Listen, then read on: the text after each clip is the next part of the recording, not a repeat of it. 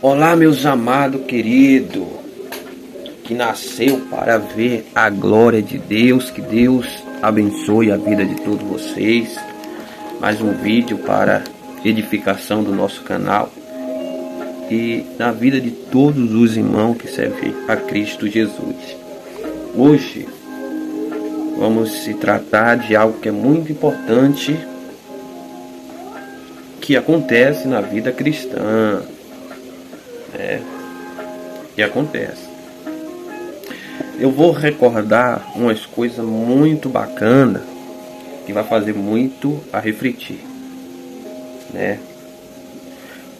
Como era os comportamentos das mulheres no passado e que tem mudado nesse tempo atual, E é um choque quando muda demais, faz as mulheres perderem os seus valores. Mas para o seu povo, o povo de Deus, as mulheres que servem a Deus, a modernidade desse mundo, jamais vai mudar o que está no coração dela. As coisas podem mudar, As coisas podem mudar, mas o que está dentro dela jamais mudará. Olha como as mulheres no passado se comportavam diante da sociedade, Mulheres de Deus, como elas se vestiam. Pessoas admiravam com esse comportamento, como ela também falava, se comunicava, com as pessoas, os lugares aonde elas frequentavam, as amizades que ela gostava, de fazer e tudo mais. E hoje o Senhor, ele observa muito no meio do seu povo o comportamento. A palavra do Senhor fala que a mulher que é sábia edifica a sua casa, mas a tola derriba com as suas mãos. A mulher, se ela não se saiba, com a sua palavra ela vai criar confusão. Com a sua atitude ela vai botar coisas em ruínas, E casamentos, se a mulher não for sábia para administrar o seu casamento, cuidar do seu casamento, ela coloca a perder. A mesma coisa se tratando de família. Se a mãe e o pai não saber cuidar dos seus filhos, leva os seus filhos a se perder nesse mundo. E se trata de muitas coisas, porque hoje estou falando a respeito de família, estou falando a respeito de casamento. Eu não vou entrar muito na área de casamento, mas vou entrar mais na área de família. Eu convivi em um lar não cristão e que muitas das vezes presenciei, coisas que podia evitar e não foi evitado. E se eu for falar, era coisas bobas mesmo. Era a respeito de concordância que não havia ali aonde eu presenciava, Ou seja, no meio da minha família. Não que eu estou aqui para querer desvalorizar ou querer falar alguma coisa que diz respeito à minha família, mas algo que hoje podemos trazer para a melhora de várias famílias, Ou também de casamento. O que eu presenciei lá, questão de organização. Muitas das vezes minha mãe queria organizar as coisas e ela fazia as mudanças, né? As mudanças de móvel e tal.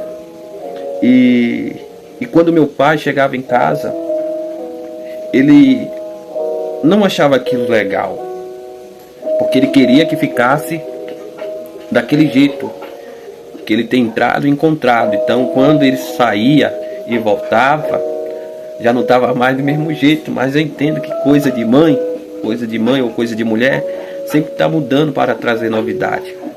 Só que para o homem tudo é normal, tudo é normal. Então era por causa daquilo que muitas das vezes vinha as discussões. E outras coisas mais. Eu presenciava também que meu pai, ele gosta de fazer o almoço, a janta. Ele sabe, né, fazer, né, a comida. Mas minha mãe, ela sempre fazia a comida. E muitas das vezes meu pai, ele ia pro fogão fazer a comida e tal. E aí minha mãe tinha que tá ali fazendo outra, né? É como aquilo ali não tivesse em acordos. Mas talvez é o que você ter presenciado aí em sua casa, em algum lugar, né? A forma que hoje nós podemos mudar muitas coisas para que a nossa família, para que a nossa casa, né, venha crescer e seja um lar melhor. Uma coisa também que eu ter presenciado na minha casa foi sobre a luta que minha mãe enfrentava devido a um processo de libertação da parte do meu pai. E graças a Deus, meu pai se libertou, né? Minha mãe enfrentou um período difícil, um tempo difícil da vida dela, que se tratava de libertação de bebida, né? Talvez você tenha presenciado isso dentro de sua casa ou em outros lares, ou você ouviu falar. E isso afetava muito o relacionamento dela, o casamento, a família. Então, com o tempo que foi se passando, meu pai, ele decidiu a escolher se ele queria que a família dele permanecesse junto com ele, ou ele queria que o álcool permanecesse com ele, a bebida permanecesse com ele, ou que ele largasse a bebida e ficaria com a família. Então meu pai decidiu que a bebida já não estava mais fazendo o bem, nunca fez o bem, mas no bom sentido, né? Já não estava fazendo mais o bem para ele. Então ele preferiu lutar por outros valores, pela sua família, pelo seu casamento. E graças a Deus, já tem mais de anos que meu pai tem vencido isso, graças a Deus. Então eu cheguei a presenciar essas coisas. Outra coisa também que eu cheguei a presenciar, e talvez isso acontece no dia de hoje, era a forma de educação para com os filhos. Educação para com os filhos. Muitas das vezes meu pai queria exortar, né? Mas a exortação do meu pai era de forma diferente, que era de forma de ali, como muitos pais no passado ter feito isso com seus filhos, tinha dado ali uma surra, né? Pegava ali uma bainha de facão, pegava ali uma mangueira, pegava ali uma palmatória e batia no filho, até ele não fazer mais aquilo. E muitas das vezes que meu pai ia para nos exortar, nos corrigir por causa do erro, né? Por causa do mal que fez, sempre minha mãe, ela entrava na frente não querendo que meu pai não exortasse, não corrigisse, não ali desse uma surra, né? E meu pai era na sua do que na conversa. Minha mãe já era mais na conversa. Tudo bem, os dois devem saber como exortar os seus filhos, às vezes exorta de forma de surra, né? Bater, mas saber como bater, e também as palavras que ajudam, né? As palavras que ajudam, porque só bater, chega uma hora que o filho vai criar um rancor no seu coração, o filho vai ficar rancoroso, ou a filha, e vai querer sair de casa, vai, com mais na frente, pode criar um sentimento maldoso, né? Um sentimento perverso, e querer, né, um dia enfrentar o seu pai, enfrentar sua mãe. E hoje o diálogo, a conversa, o conselho ajuda muito, né, do que hoje uns tapas, uma surra, que seja no momento necessário. E muitas das vezes não saía bom, né? Os dois estão ali discutindo, brigando por causa da forma de educação, da forma de como corrigir, como disciplinar, como exortar. Mas graças a Deus que em meio de tudo, meu pai e minha mãe conseguiu vencer isso. E tudo isso eu peguei para refletir. Peguei como exemplos coisas boas e coisas ruins. Também aprendi que o pai, ele é responsável por tudo. Até porque a Bíblia fala que o homem é o cabeça da casa. A mulher, ela é auxiliadora.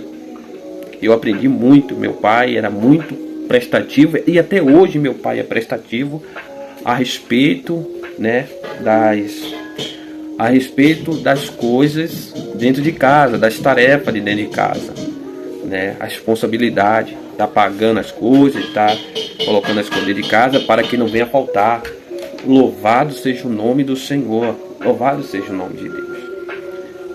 E minha mãe, ela sempre é aquela mãe que se preocupa com seus filhos, que não dorme antes que saiba como seus filhos se está bem ou não. Muito bacana, né? O que eu aprendi bastante, né? Um amor de uma mãe, um amor de um pai. O pai é mais razão, meu pai era mais por razão, minha mãe era mais por sentimento.